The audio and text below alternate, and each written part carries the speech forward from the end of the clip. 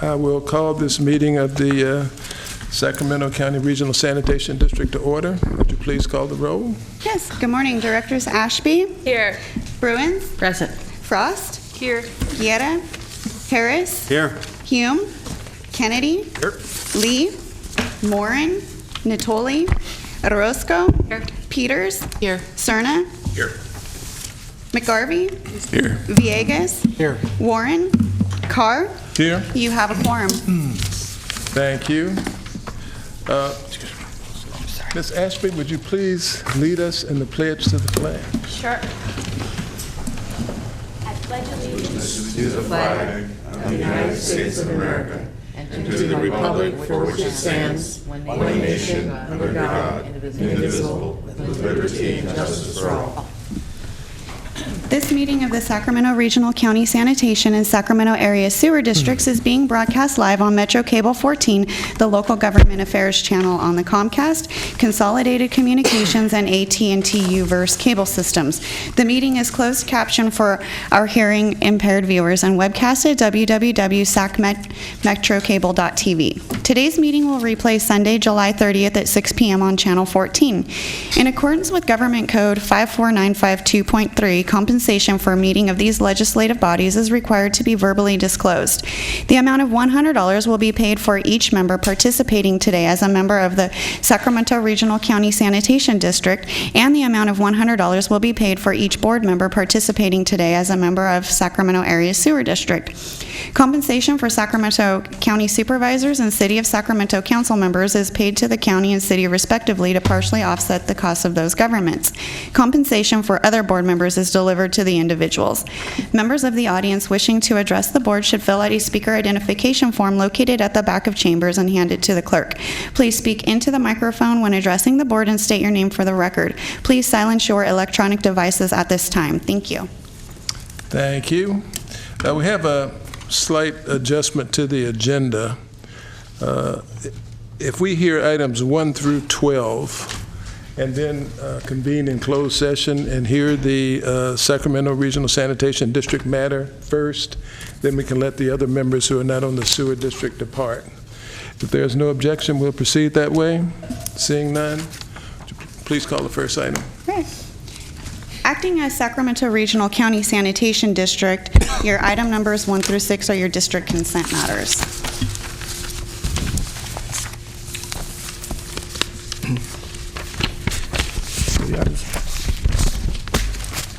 Second.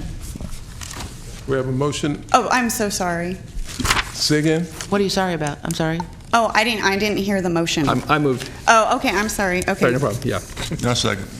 We have a motion and a second. Okay. Any discussion? All those in favor say aye. Aye. Those opposed, no. Abstentions? The item carries unanimously. Perfect. Item number 7 is comments from the public on issues not on the posted agenda. I have not received any speaker slips And regarding I that. have no request to speak. Is there anyone here to speak from the public? Seeing none, please call the next item. Okay. Item number 8, Advisory Committee Recommendations, Construction Specification Review. Good morning, Chair, members of the board. We're asking today your approval for the changes in the specifications. As you know, that we have assembled a subcommittee to review the construction specifications and make some suggest some changes, and they were made. And in the last board meeting, your board approved in concept what the changes needed to be made. So you're taking a final action today in terms of formalizing those changes. The one change that I wanted to point to you, one difference from what you'd approved before, is for the timeline when the contractors need to submit their information in writing to us. At the last meeting, your board approved a 3-day advance notice before the board meeting. What we're asking today is allow us for 4 days so that we have a day to essentially respond and give everything back to you before the board meeting. So that's the only change from what you had in concept approved. So if you have any questions, I'd be happy to answer, or Vic's here to answer the questions. I'm not seeing any requests to speak. I'll move the item. Second. There's been a motion and a second. Any additional comments or questions? All those in favor say aye. Aye. Opposed, no. Abstentions, the motion carries unanimously. Item number 9, Echo Water Project Quarterly Report for April 1, 2017 through June 30th, 2017. May I have the presentation for item 9, please? Good morning. Morning. I'm Vic Giotani. I'm the program manager for the Echo Water Project. I'd like to provide some highlights from the quarterly report for the Echo Water Project. So I'll provide an overview of the schedule and the progress to date, some financial information, and then we'll talk about some of the latest updates, challenges that the program is facing, and some of the upcoming milestones. This is a summary of the program schedule. The bars in green are the planning and design phase. The bars in blue and dark blue or purple are the construction and commissioning phase. So you can see we're actively in construction in 6 projects. We recently initiated a new project, the Heavy Equipment Maintenance Building Relocation Project. And we are also still in planning and design of several other projects that will support the successful completion of the program. The 2 major projects, the biological nutrient removal project, which is required to meet the first compliance milestone of May of 2021, that is heavily under construction and is on schedule to meet the permit requirements.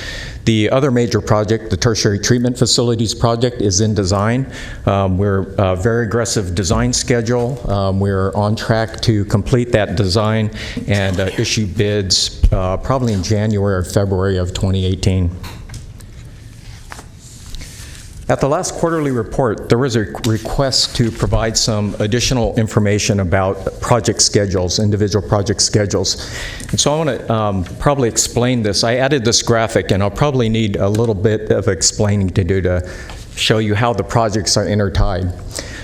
Just a little bit of background. When we started this program, we made a conscious decision to break this project up or program up into several distinct projects. So where it made sense, we broke them up into projects that all support the 2 main projects, BNR and TTF. One of the reasons at that time was economic support for the community. There's a lot of design and construction services, and we're pretty successful in doing that. However, it did create a lot of additional management of all those projects. And so if you look at this graph here, these are actually the projects that are in progress now. But you'll see how these projects are all linked up. So the RAS project on top, these projects up here are all needed to support the biological nutrient removal project. And so their end dates are tied to certain activities in the larger project. Similar with the tertiary treatment, you'll see a couple of smaller projects that are tied to the TTF project. So the areas in blue are the planned construction schedules. These are only construction schedules. And you'll see anything beyond those blue bars are either early finish or contract delays, essentially. So you can see for the FEQ project, it's projected to finish later than what was originally planned, and that was due to the wet winter that we just experienced, and so there are a lot of weather delays to that project. But you also see that there are the green bars after these. Those green bars, if I can find this, like this one here, actually show what we would call program float. So that project is really not the late completion date before it would affect BNR is where you see that vertical line tying back into the BNR project. So this project, FEQ, needs to be completed by this date to meet some milestones for commissioning in the biological nutrient removal project. So are there any questions on how these projects are linked up? Yes, Mr. Serna. Thank you. So let's use the disinfection chemical storage item as an example here. What does it mean then to have that be a forecast late completion and then have such a long float measured in years, not months, until the compliance period? So for that particular project, we initiated that project so that we could replace the existing gaseous system. And so from a risk safety perspective, we chose to do the disinfection chemical storage conversion to a liquid system. We started that early because we wanted to get off the gas system as soon as we could. So that provides the disinfection, the chlorination and dechlorination for the plant's effluent, but it's really not needed to be completed until we complete the tertiary treatment facilities. So does that mean the new liquid system is actually put into use beginning in late 2017, or does it sit idle until 2023? Part of that system is already in place. So the dechlorination system, which includes the area out by the Sacramento River, our outfalls, that system is commissioned and is functioning. So it is in place. And we intend to finish that project probably within the next 2 to 3 months, and we'll put that in service. Thanks. Any other questions? No? Continue. So this is our program cash flow. The colors in dark are actual expenditures. Each bar is a monthly expenditure, and the lighter colors are projected expenditures based on contractors' schedules and updated schedules as we receive them.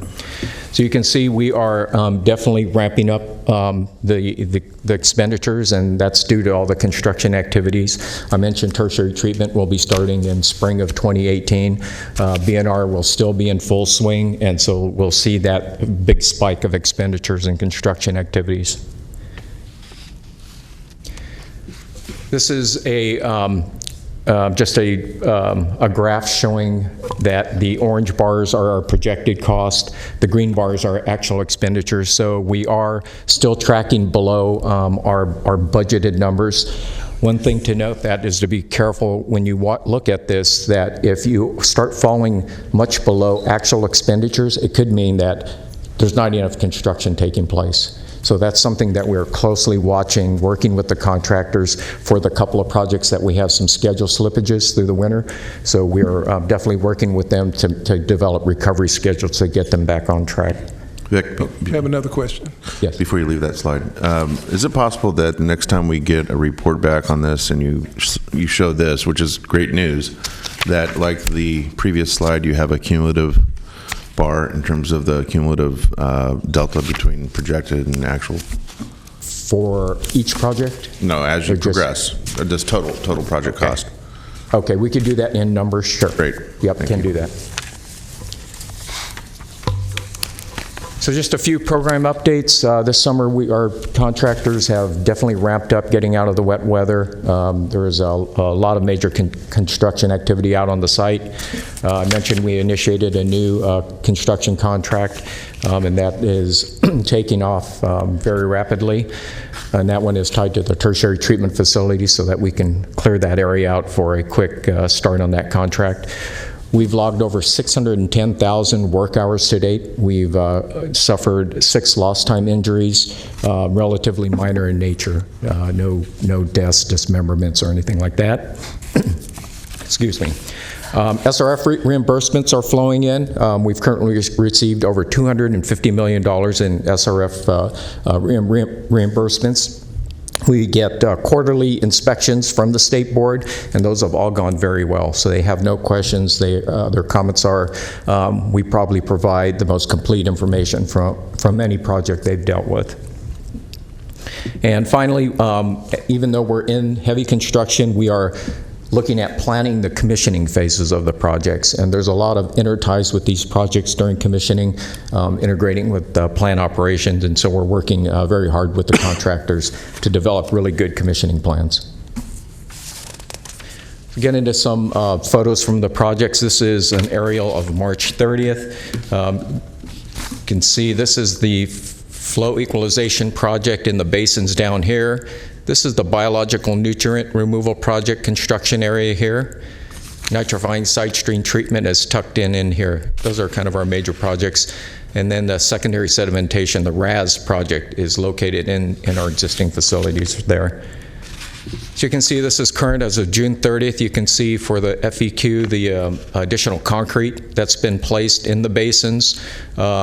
These basins were not, we weren't able to work in those basins during the wet weather, and there was a substantial dry out period. So there was, this is an area where the contractor is a bit behind because of the weather. You can also see in the biological nutrient removal area the concrete being poured, and I've got some close-up photos of those in the next few slides. This is flow equalization, showing the concrete liner that's being put down on the bottom and the sides. This is what we call basin C1, and you can see the strips of concrete. They're actually using a paving machine, so the paving machine pours strips like they would a freeway, and then they come in and hand place in between the strips. This is the flow equalization. These are basins A and B that we use during the winter to divert peak flows from all the storms. They've dried out enough to start working in those basins with underdrain and lining systems. Excuse me, Vic, what's the thickness of the concrete in those basins? In those basins, it's probably about, I think it's like about 12 to 14 inches. I think one of the previous, let me go back. So you could see how thick it is right there. Gauge that. That's why I was asking. I was Yes. looking at the same photo, just getting a sense of what that is. So, okay. Yep. There's a spillway between the basins. You can see the size of that spillway in between A and B. That it's a concrete pumper truck. It's got about 100-foot reach, so they're pretty far out there. This is the nitrifying side stream treatment project. This project actually did very well through the winter. They did a lot of the slab work, which allowed them to pour walls during the winter. They've completed the basins. They're hydrostatically testing those and repairing any leaks. This is the biological nutrient removal project. You can see the concrete being poured kind of in the L shape across that picture. A little bit close-up of some of the construction of the floors and the walls. Again, a little bit more close-up. Those walls are about 30 feet tall. This is a picture of the primary effluent pump station. It's a 330 million gallon per day pump station. You can see the 6 bays that are being formed, and each one of those bays will have a very large pump installed.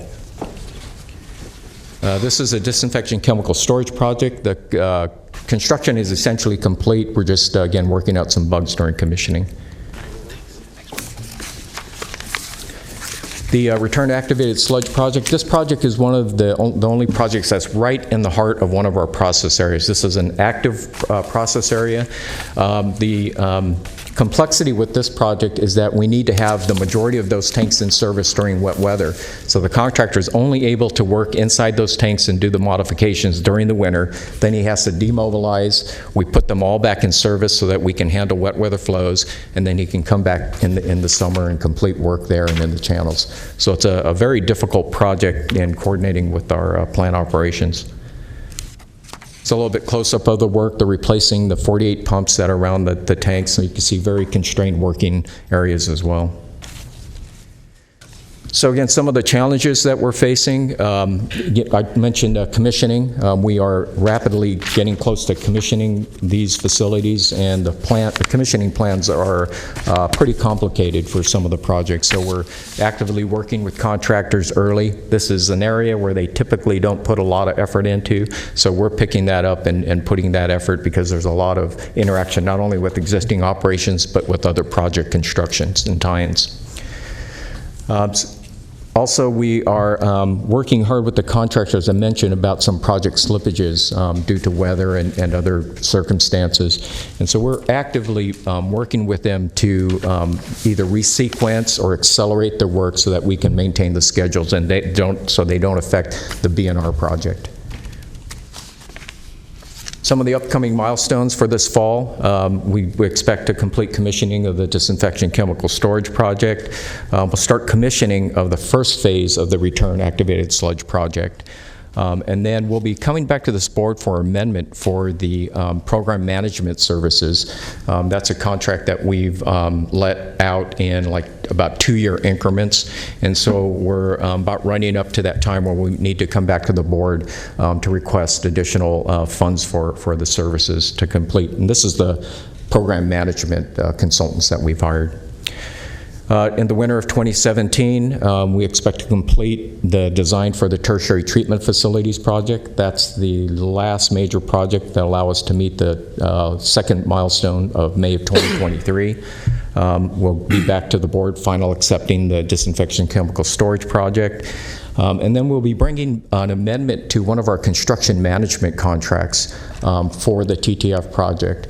So we had contracted with Jacobs Construction Management to provide services for the biological nutrient removal CM services and the tertiary treatment facilities services. However, we only funded for the BNR project. So we're developing scope of services, level of effort, and we're coming back to your board to amend that contract as well so that we're set up for the TTF construction work.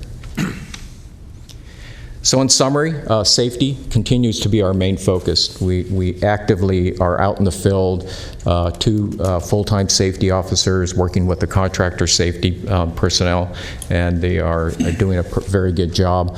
Work has been extended into night shifts for several of the contractors, so we're actually extending our services into the evening, early morning hours as well. Inter-project coordination and shutdowns with the main plant are going to be pretty challenging, and so we're really coordinating those between the different projects. There are definite limits to how long we can have our existing operations out of service, and so there are very short windows to make tie-ins and those kind of activities. And overall, even though we have some individual project slips, our program is still on schedule to meet our compliance date and still remains on budget. That, I have any questions? Do you have a question, Mr. Kennedy? Yeah, Vic. So when do you expect roughly that construction bidding will go out for TTF? See, we expect, right now it's targeted for, the date is June 10th. But we're That's really specific, looking, yeah. January 10th, excuse me, January 10th, 2018. But we're really looking at the bidding, the amount of time we've allowed for bidding. Right now it's a little bit short, so we're going to probably add more time onto that. So I kind of expect it's going to be somewhere around, end of January is kind of my guess. Okay. Yeah. Thank you. Any additional questions? Let me add a quick comment. These pictures do a good job of showing you the level of construction, but it's hard to gauge how big the project is. For example, we've said before that the BNR project is roughly 17 or 18 football fields in size. So for anyone that hasn't been out there, or even if you have, I offer to give you a tour. This is a great time to go out there. There's a tremendous amount of construction going on, so I welcome anybody that wants to join me on a tour. Thank you, Ruben. The scale is awesome. You can tell from the pictures that This is a huge project. In terms of security, both in the construction phase and operational phase, with such a significant investment, what have we done? For security? About securing the site, both in the construction phase as well as the operational phase. So plant security, we have guard stations at 2 locations, 2 entrances to the plant. Those are manned. One of them is manned 24 hours a day.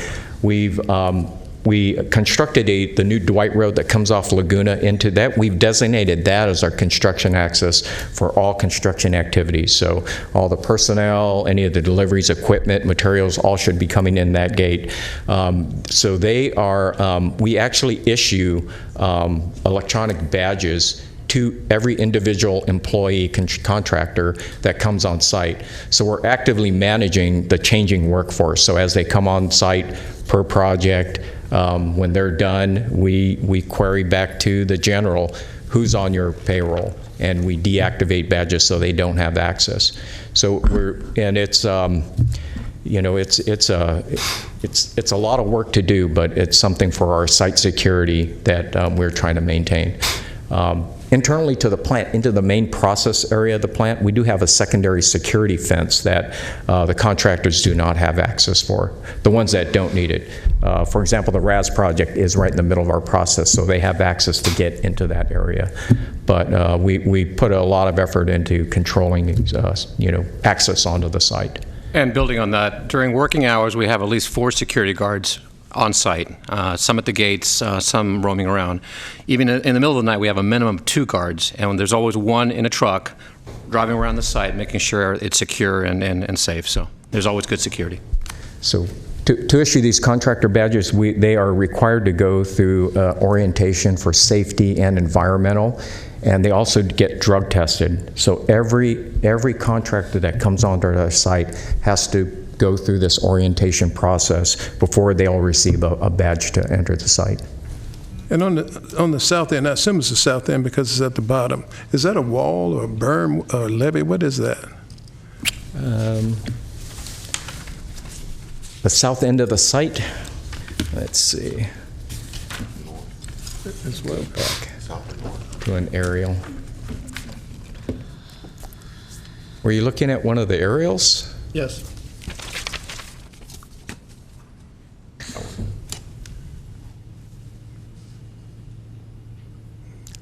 That. Down this side? This is the north end of the plant. And we have a flood levee that rings around the whole plant site. Flood levee, okay. Yeah, it's rated at about a 400-year storm, which in a previous picture I show you how far that water came up on the outside. And so there's a creek that runs around the north side and then around the west side of the plant. Okay, that's actually the north end. Yes. Mr. Harris? Vic, did you say you've already transferred over to liquid chlorine for disinfection on the DCS? Well, yeah, sodium bisulfite for dechlorination. Okay. That's what we've converted to. We're working on the hypochlorite, the liquid chlorine side. So do you still have some gaseous material on site? Yes, we do until we can completely convert over. And when would that be?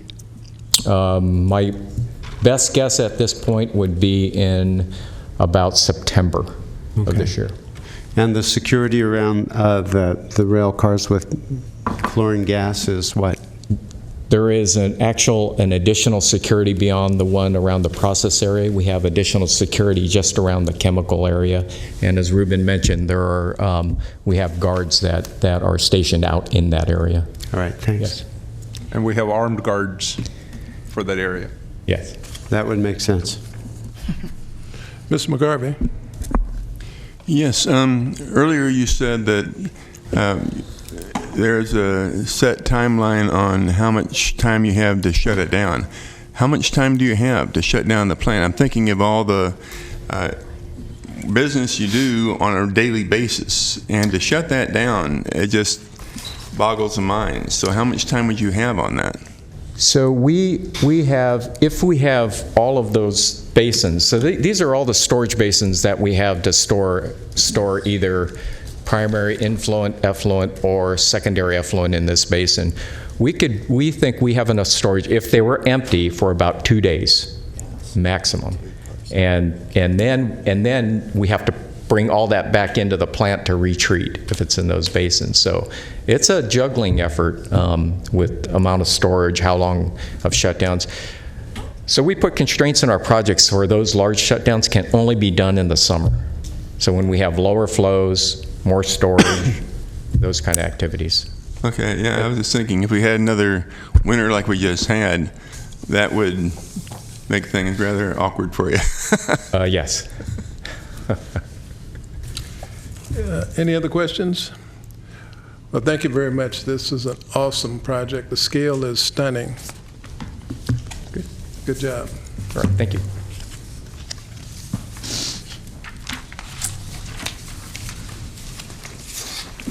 Next item.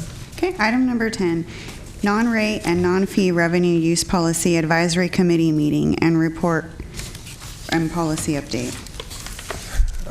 Today we're looking for a feedback from the full board. As you remember that a subcommittee helped us to change the current policy, so what you have today is a draft version of it, and with also some additional comments that Christophe will go over. Actually, Christophe will start explaining what's in the current policy and what the additional comments that came, and then essentially open for the board to ask questions. Before he did that, at the last board meeting, Director Peters asked in terms of what happens if we didn't fund this, in terms of what would be the impact on the rates. So I wanted to answer that and kind of hand it over. So the policy contemplates spending up to $6 million a year. That's the cap that it is written today. If we spent all of the $6 million that was there, which is equal to 80 cents per month per equivalent single-family unit. That's what it reflects to, which is roughly 2.2% of the rate that they pay today. So theoretically, if we don't do any of these non-rate, non-fee projects, we can reduce the ratepayer rates by 80 cents a month in the future. So that can happen. So for example, if you continue to want to do the Lifeline, which is roughly $2 million, and didn't do anything else that we're contemplating today, you can reduce the rates by 50 cents a month for each of the single-family homes, a little less for the multifamily homes in the apartments because they only pay 75%, which means 1.5% reduction. So you're looking at a reduction of up to 2.2% and to 1.5% reduction if you decide to not do these. So with that, I wanted to give it over to Christoph. He'll explain what's in the policy and then also open up for discussion. Well, good morning. So I'm going to go over the draft policy, but first of all, I just want to give you a little bit of background and also introduce you to the documents that you have in front of you. So the last committee meeting that we had, we collected feedback on the draft policy we had at the time, and then the idea was that we would take those comments back, staff would work up a revised draft, put that out for comments to the group through email, and then we would incorporate those into a final draft, and that would be the packet that you have in front of you today. What happened, though, there's one area where there's not consensus, and so we received conflicting and different comments on the document. So the draft policy that you have attached to your packet is as it was before we received the comments, so we didn't change that. And then on top of that, there's an additional document which you should have. It's just labeled item number 10, and it has 3 comments, and those were the 3 comments that we received, and I'll talk about how those fit into this in a moment, but that's kind of what the documents that you have in front of you. So if you want to turn to the policy itself, the first page is just background. I won't go through that, but starting on the second page and running actually onto the top of the third page, there are 5 main bullets, and those are essentially major categories of the types of projects that we could fund through the non-rate, non-fee revenue. The first one is the SOLRAP, we call it SOLRAP program, which is the Sewer Lifeline Rate Assistance Program. As Prabhakar mentioned, that costs about in the range of $2 million a year. We've put a cap at $3 million, so the idea is that this would be fully funded each year. If we were to make changes to the SOLRAP program in the future, if your board decided to change that, then we could also update this cap to reflect it, but you basically have a cushion there so that it's always going to be fully funded. The second program or category of programs is environmental stewardship programs and projects, and I'll dig into that a little bit further in a moment as we get into comments, but that's kind of the area where there's some different comments. So, and just take a little step back, right now we're looking at about $6 million a year in non-rate, non-fee revenue coming in. So if you take 3 off the top for the SOLRAP program, it leaves about a $3 million total. So these last 4 bullets are essentially the extra that's not used by the SOLRAP program. And so the way we've approached it is to take a percentage and then a dollar cap for each of those. So that approach, what it does is it kind of carves out areas that allows you to maybe have a balanced approach to use funding in different areas as opposed to having maybe a single area that you focus on. So the environmental stewardship programs and projects, that would include waterway cleanup type stuff as well as septic tank conversions. That is 40% of the remaining funding, and then a cap of $1.25 million. The next one is economic development type program, 30% of the total remaining and not to exceed $1 million. And then we have public education programs, which is 20% of the funding, not to exceed $500,000.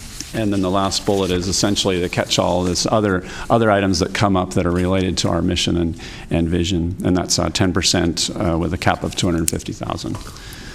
The next area, going to the middle of page 3, is basically 4 criteria for prioritizing projects. So not only is it a way to take a look at a project that comes in and decide whether it's worthy of pursuing, but also if we were to get a significant number of projects or maybe a very large project where we needed to actually prioritize them, we would use these criteria to prioritize them, starting with relevance to mission, vision, and values. We have one if it's supporting our strategic plan efforts. And then the third is provision of regional benefits, and finally the ability to leverage other funding. So if we could get some grant money somewhere, that would also be a criteria. Just touch on reserve management a little bit. Right now there are 2 reserves, one for the SOLRAP program, about $6.5 million, and then one for our industrial incentive program, which is being phased out, but at the time there's about $3.5 million in there. So what we're recommending is that we collapse those, put them together into one reserve that's would be $10 million. And that allows us, I mentioned the $6 million a year in funding and revenue. That doesn't always happen. So that if we have a shortfall there, if we're really lean in that revenue, for example, and there wasn't enough to fund the SOLRAP program, we could use money from the reserves to still fully fund that program. The idea would be, though, that we would keep that that $10 million, that we'd want to replenish that and bring it back to $10 million over the next, as soon as we could over the next few years. So we might cut back on other projects in order to replenish it and get it back to $10 million. So that's kind of the idea of the reserve. One other item, just logistics-wise, how we would approach this is that we would do an annual report to your board to give you an idea of what we did in the past year, what types of projects were funded, and it would also give your board an opportunity to provide input on future projects for the upcoming year. And that could be done at any time if there was a project that seemed like it met the criteria and that your board wanted to put forth. We can collect that at any time. And in fact, we don't expect that we're just going to have a list of projects that we know at the beginning of the year and we go off and do them. They may come up from time to time, and we'll have to look at them and see how they fit with the criteria and with our available funding. So that's kind of the approach to how we wanted to do this. To get into the logistics of how we went about this process, and I'll touch on some of the areas where we don't have consensus. We had the subcommittee or the committee meeting, and we had a draft at that time, got feedback. The idea was that we would put that together, as I mentioned, and incorporate it into the, I'm sorry, I told you that already, didn't I? You've got that part. Okay, so the feedback that we got, there are 3 comments, and they all focus. If you look at the programs, there's a spectrum, basically. On the one hand, you have an approach that would be, let's just fund the SOLRAP program, and then all the remaining money, let's let it essentially compete, let the projects compete, and the best project that best fits the prioritization, the criteria, let's fund those projects. That's one approach. The other approach on the other side of the spectrum would be to break out these categories, as we have done, so that it kind of guarantees the ability to do projects in different areas. And even further, I guess, along that spectrum, if you would look at the second bullet, the environmental stewardship programs, we've actually broken out some specific projects, and there are some minimum funding amounts in those areas. So that is kind of on the other side of the spectrum. And then more to the middle of that, I think was actually it's the third comment on your list of comments there, is to keep the main categories so that it allows some balancing of the use of the money, but then not to break into subcategories. So those were kind of the essence of the 3 comments, and of course the board members that provide those comments can definitely explain that better than I did. And at this point, unless there are questions, I'd like to open it up for further discussion. Good summary, Christoph. As you said, we were not able to come to a complete consensus on which way to proceed on this, so the wisdom of this board is required. And I think you framed it very well, so Mr. Serna. Thank you. So I participated on the committee, and I don't know if I would necessarily characterize this as not having consensus, because quite frankly, the last committee meeting we had, I thought there was, 95% agreement on kind of where we're going. I am responsible for the first comment that board members see there with the strike through or the additional language, I should say there. The only reason I submitted that is because I had some confusion over the language that is in our description of the draft policy here about the 40% as it relates to the various subcategories under environmental stewardship. So, Christoph, can you explain the logic, the thinking behind the minimum amount of funding versus the 40% or whichever is lower part of that? Right. Well, so the thinking on the percentage, to use a percentage minimum that was in the 40%. Mm-hmm. The idea being that in time periods when we collect significantly less revenue, it would reduce that minimum down, as opposed to having a dollar amount that stays constant regardless of the funding. So that was. So it basically is a way to make sure that it stays a fair proportion of total revenue regardless of how it fluctuates, correct? Exactly. Okay. Yeah. Well, knowing that, and I didn't have the benefit of that explanation when I was first trying to understand what you had come back to us at following that last committee meeting, I'm fine with the way the language is in the draft policy under environmental stewardship. The only reason I submitted this other alternative language is because of not understanding that fully. So, Mr. Serna, you're saying the draft is all right? Yeah. With the dollar amounts and the percentages? Correct. As written. As written, okay. They strike the blue part, right, Phil? Right, correct. The blue part that's on the handout. Well, and you'd have to add back the language. Mr. Harris. Yeah, so I also participated on the committee, and I think that the language that's presented in the staff report here is very reflective of a lot of conversation, and I think that it really came to a pretty good conclusion, and I definitely support what you came up with. Ms. Frost. I was responsible for comment number 3, and I think I was also on the committee but was not in attendance that day for personal family reasons, and I'm sorry I wasn't.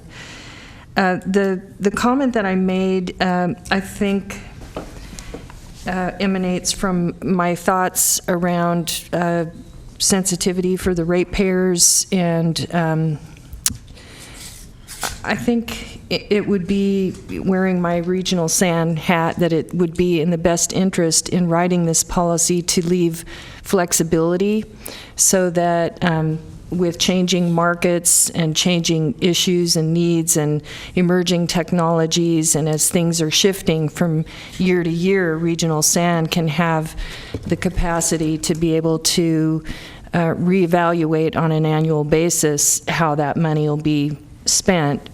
And I think the 3 bullet points or buckets have merit, and I have no problem with them in particular. It's more how we write the policy and how we leave the flexibility for the regional sanitation district to prioritize those funds on an annual basis. And so those were my thoughts. Well, since we're doing a confessional here, I'm responsible for number 2. And my thinking is this, that one, first of all, I see no reason to put a cap on income assistance. We don't know what that's going to be. It's going to change from year to year, and I My personal value is that it be fully funded every year. So I would definitely do away with that cap. By forcing a dollar amount or percentages on in the other buckets, beneficial projects with more benefit and less risk could be bypassed just to achieve the balance in the bucket. I think we should support all the programs, but I don't think we should allocate a percentage or a dollar amount to any. I think we should evaluate them as they arise. I think this approach would give the district engineer the maximum flexibility to evaluate projects and programs as they come along and fund them as needed. There is some problem with doing this in a quantitative way, though, but I have full confidence that the staff can come up with a justification, a rationale, and a defense that would satisfy the board when evaluating the selection of their processes.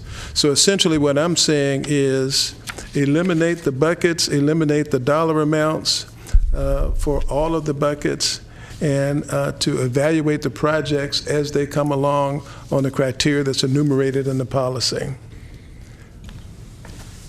Mr. Hume. Thank you, Chair. Prabhakar, I apologize I didn't make the last subcommittee meeting, but I did make the first one.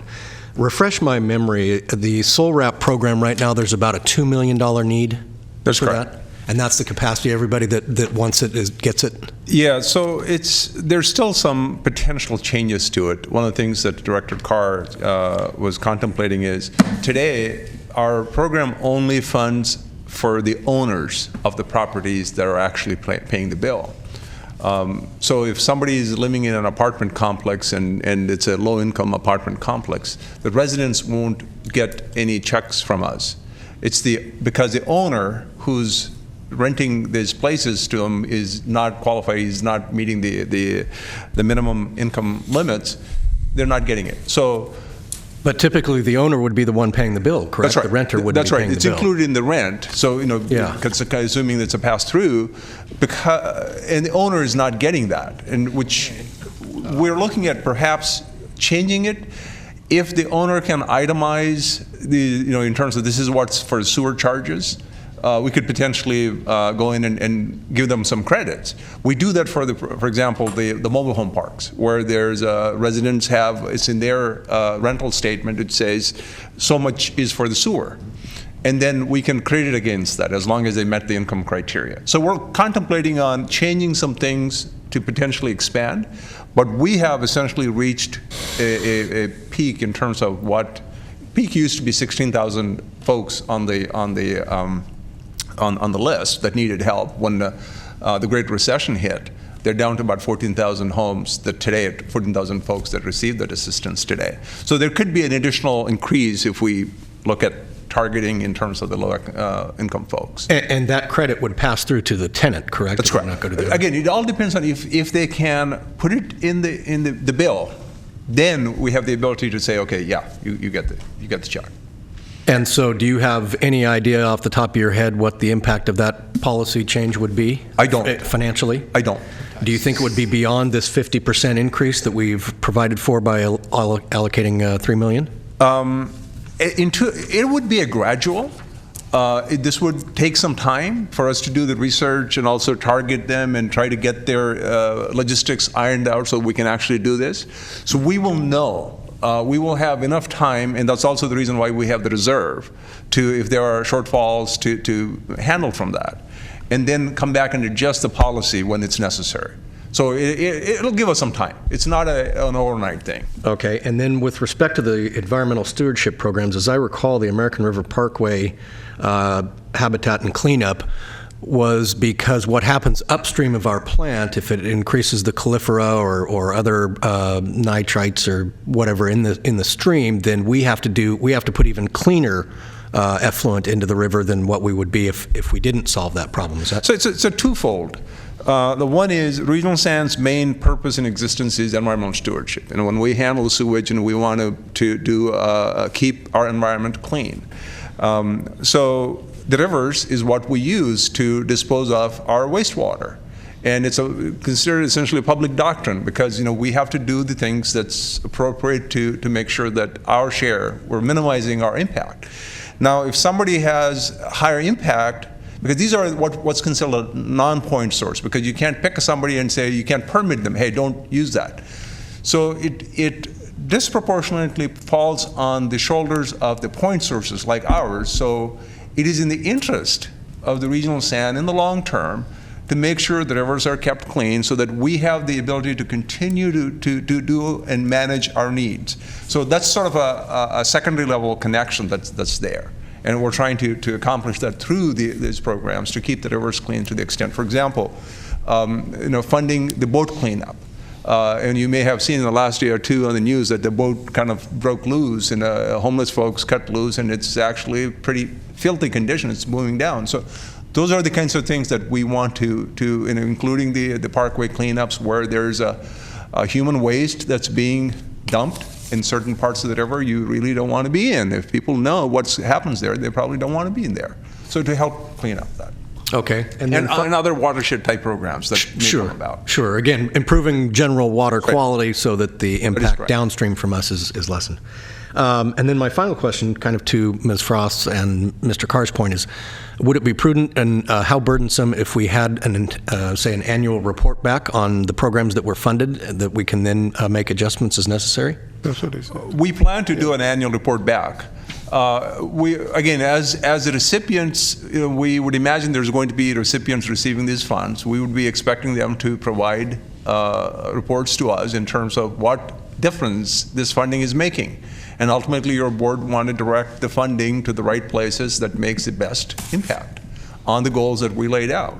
So it is incumbent when we are looking at granting this money, it's incumbent upon recipients to use this money wisely, and also for us to be allocating this money where the best bang can be had for this bucks. Great, thank you. Ms. Bruins? Yeah, thank you. I was also on the committee, and I'm very happy with the way the report came back, or the final conclusion of it. Just wanted to point out that we have stated the reporting requirements. They're already there for an annual report. And I imagine that if something unexpected came up, we'd get more than an annual report more frequently. Initially, I had some angst over the guaranteed minimum of $500,000 for the American River Parkway, although I value the asset that it is to our community. But the way this is stated, if we did have a shortfall, we aren't locked into a minimum on that or on the funding of the septic system conversions, which I think is very important as well on a long-term basis to get as many of our homeowners and even businesses, I imagine, could be on septic as well, out of that system, as I've seen in my own community some of the impacts that it's had. So I think as I look at this, I think the flexibility is there. I believe it is imperative that our number one priority be the funding of the low-income folks that need that help. I remember when we changed that, it used to be seniors, and then we changed that to include all low-income people, which I think is appropriate. I think we have enough of a cushion at this point, since we're at about the $2 million mark, and the trend is trending down rather than up towards the families that need this assistance. I think a big change would be how we would incorporate renters and how we would monitor that and make sure that that's going to be a big change, I think. So I would be very supportive of moving this forward as stated. Mr. Nottoli? Thank you, Mr. Chair. I would just first compliment the committee and certainly our staff for the efforts to bring the matter to us today. And I think that I've heard discussion about flexibility and so forth. There's another piece of this too, that any budget allocation ultimately requires the approval of this board in some budget document, if I'm not mistaken. Is that correct? So we will fund this through the budget. When we bring the budgets to you, we will put a line item, say this is up to this amount. Right. And then individual projects come in, then we would have approved Right, that. so annually, any report aside, we would have the ability to weigh in, this board, certainly in the details. And I do think the ability to revisit the policy in the event that we're seeing either greater utilization and or some ongoing shortfalls and or other projects that would be meritorious. I think this board, I know, reserves a right to revisit that on any occasion. This is, I think, a good beginning. I mean, again, building upon what we've done in the past. And for certainly those that have limited incomes, but also I think to look at some of the environmental stewardship as well as other projects. And I would agree with Director Bruins too that certainly the septic tank conversion is very important. I think long-term to water quality, but also that ultimately brings a customer base to this district as well for the services provided. So I think the outline provided here, I think there's enough flexibility, certainly still vested with the district manager as well as with the board of directors here. And I would be comfortable recognizing there wasn't 100% consensus around how it ought to be characterized, but I think the recommendation in the staff report that came from the bulk of the discussion is appropriate. And again, if it doesn't work for this district and the people that we serve and our customers and so forth, we can revisit this as soon as this time next year, if not before. So I would encourage us to move forward, I think, with the recommendation that's outlined here, recognizing there's some room for flexibility, and let's see how it goes. Thanks, Mr. Morin. Yeah, just not too much here. I would like to thank the work of the committee on this. In fact, I think it's so good that if there's need for committee work on future topics, don't you dare, Andy. Says the retiree. just one point, just a question. So, as these needs are, I guess, submitted to staff. So it's staff's determination as you work through, say, a dollar amount. Let's just use the American River Parkway as an example. We work with the Bureau of Reclamation and state parks up on the Lake Natoma shores. Certainly those needs wouldn't be near as great as some other areas of the American River Parkway, but so are there opportunities like that to staff making those determinations as to where some of this funding goes, or does it get predetermined in a different way, or what's the exercise here? Yeah, so I think at this point we have the $500,000, assuming that this is go through, that $500,000 allocated. So we will look at who are all the folks that provide the service in cleaning up.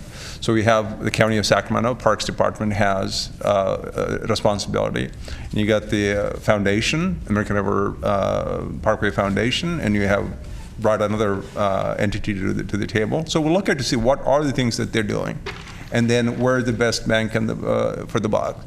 And then, again, we would use a balanced approach too, again, so that the entire stretch can be helped, as opposed to totally, going to one place, all of it. Thanks, appreciate or that. Also multiple sources providing that service, as opposed to, because we want to get the best out of the money that we're providing. Right. Who provides it, we'll find out. Okay, great. Thanks for that clarification. And again, I think this is a great start at trying to create a balance for this funding. So thanks.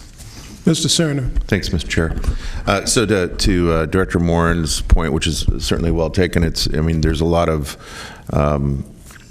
general kind of ownership of the asset that is the American River Parkway. My understanding is that upstream of Nimbus Dam, which would not be the purview of Sacramento County, would be the state of California, yes, principally. So my understanding, based on the conversation we had in committee, is that any entity, doesn't have to be a local entity, could be a state entity in that case, could apply for some of the funds to carry out the mission as stated here in the policy.